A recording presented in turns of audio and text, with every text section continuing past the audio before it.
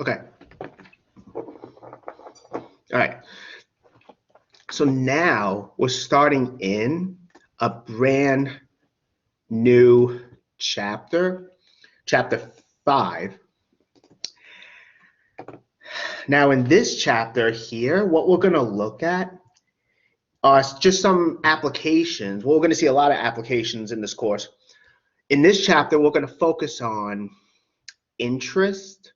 Basically, if you were to loan someone money, or let's say a bank actually loans you money, or if you're taking out a student loan or any type of loan, or even if you deposit money into an account, what's going to happen is you're going to want to earn interest.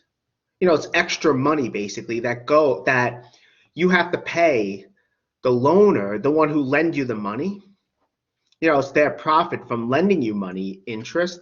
Interest is also what you earn when you have your money in a bank account, like a savings account.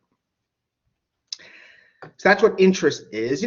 Again, with like student loans, for instance, you borrow money for school, but when you start paying it back, you have to pay back more than you borrowed because you're paying back interest. That's what's happening. Now, there's really different ways of looking at, there's different, I guess, kinds of interest or different ways interest is calculated. One is called simple interest. We'll see what that is.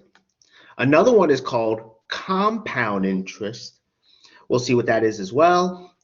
And then there's this concept we'll see, maybe not today, well, possibly today, but we'll see, called the annual percentage yield. It's denoted by APY. It actually is an example of a percent change. So that relative change, hence percent change formula, will appear again in this chapter. And there's also going to be some exponential functions, particularly with compound interest. All right. So here's just some basic vocabulary with what we're going to cover. We have what's called the principal. That's just the initial amount, basically. Whether you're putting money into an account, the initial deposit in that case, or even with an investment is the initial amount, or again, with a loan, the initial amount you borrow, or if you're the one that lends money, it's the initial amount you lend. The amount in the beginning, in other words, the starting amount, that's a better phrase.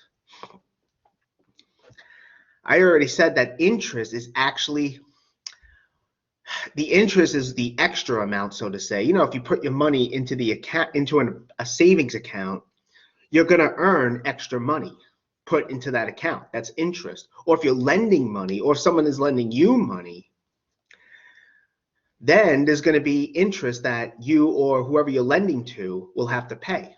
It's how lenders and banks make a profit. They lend out money that people deposit, and they make money on the interest. And it turns out to be a percent of the principal, the initial deposit. You'll see what I mean when we do some examples, but that's what the interest is.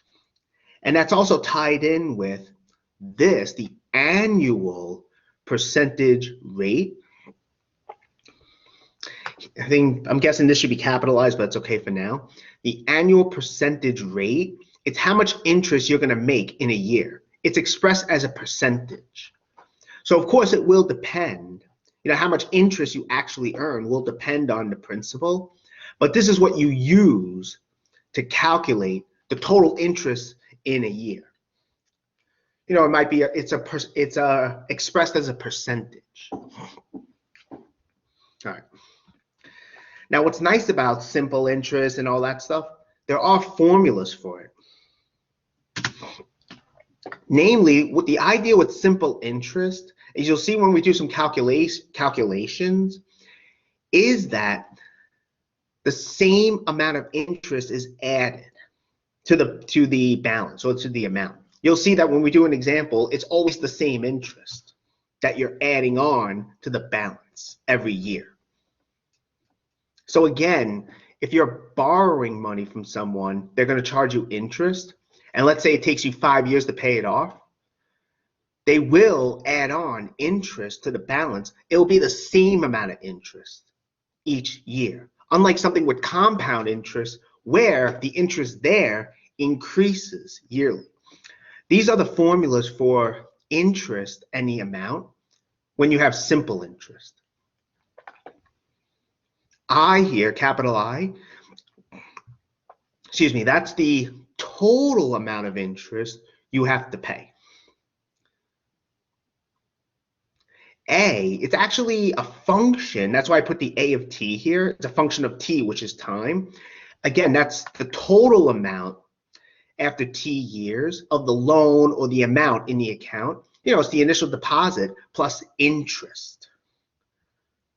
Plus interest. So like I again is the dollar amount of interest. You know, the total amount. It's the total amount of interest that you're either going to have to pay or that gets added to the balance. I think I said already that A is the balance in the account or of the loan t years later. P sub 0, again, that's the principal. It's the same as the starting amount. As I said before, it's just the amount in the beginning. That's better. It's the amount, it's the initial amount, that's right. I already said what annual percentage rate is. R is that APR, but again, it's represented here in the formula as a decimal. So you have to convert it to a decimal before you use the APR. And again, it's the total interest paid in a year. T again is just time, it's number of years. So we're going to use these formulas now, and the next example will demonstrate how simple interest works. So let's say you're borrowing $1,000 from a friend, and you and the friend agree that you're going to pay that friend back, repay the loan at 5% simple interest for 3 years. Okay, so at year 1, you're borrowing $1,000, right? You start at $1,000. That's the balance of the loan. But again, there's interest, right? Interest that's earned. The interest that's earned that the friend who's lending you the money is going to make. It's going to be $50.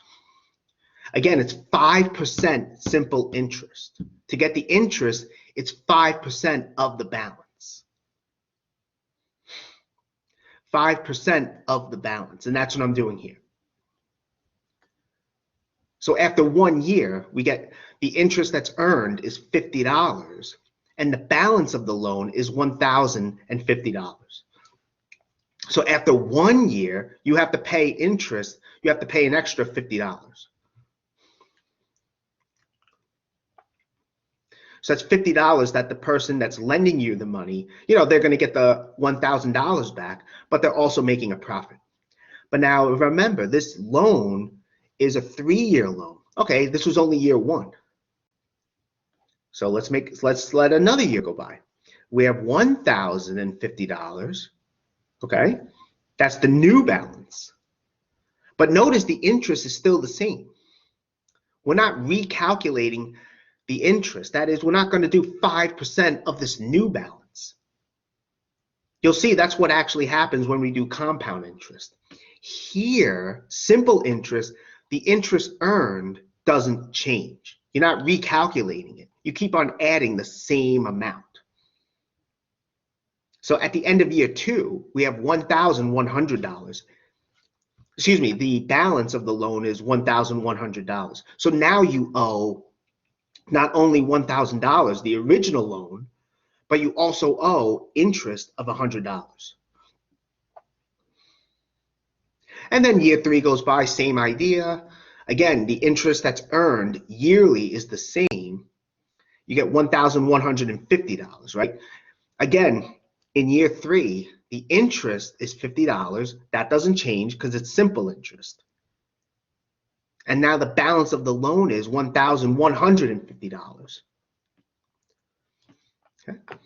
And we could have calculated this with our formulas, right? If we went back to the total interest, that's capital I, that's P sub 0 times R times T.